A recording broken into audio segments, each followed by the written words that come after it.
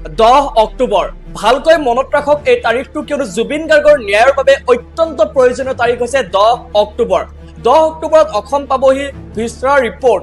ভিস্তাৰ ৰিপৰ্টত কি এনেকুৱা বস্তু আছে যিটো আমি দুটাকৈ পোষ্টমৰ্টেম ৰিপৰ্টতো নাপালো বা পালো যদিও ৰাইজে নাজানে এতিয়া কথা হল ভিস্তাৰ ৰিপৰ্ট কি ভিস্তাৰ ৰিপৰ্টত আছে কি আহক সবিশেষ জানো ভিস্তাৰ টেষ্ট হৈছে এটা ফৰেনচিক আৰু মেডিকেল টেষ্ট যিটোৰ দ্বাৰা মৃত্যুৰ কাৰণ জানিব পাৰি ভিস্তাৰ শব্দৰ অৰ্থ হৈছে শৰীৰৰ ইন্টাৰনেল অৰ্গেন যেনে পেট পাকস্থলী লিভাৰ কিডনি ইত্যাদি বিষ বা অন্যান্য কিবা টক্সিক পদাৰ্থৰে মৃত্যু হৈছে নেকি সেয়া জানিবলৈ এই টেষ্ট কৰা হয় যিটো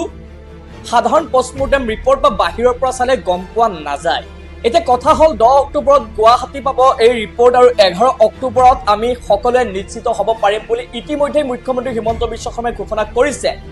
আমাৰ এটাই আহ্বান যে এই যে কেছৰ তাৰিখ আৰু দীঘলীয়া নহওক যিমান পাৰি সোনকালে ক্ষিপ্ৰতাৰে এই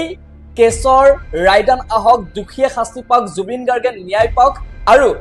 11 তাৰিখ চূড়ান্ত তাৰিখ হওক যিটো তাৰিখত আমি সকলোৱে নিশ্চিত হ'ব পাৰিম আমাৰ বিশ্বাস আছে মুখ্যমন্ত্ৰী হিমন্ত বিশ্ব শৰ্মাৰ ওপৰত কেৱল আমাৰ এটাই আহ্বান প্ৰাকে প্ৰকাৰান্তৰে কৌশলে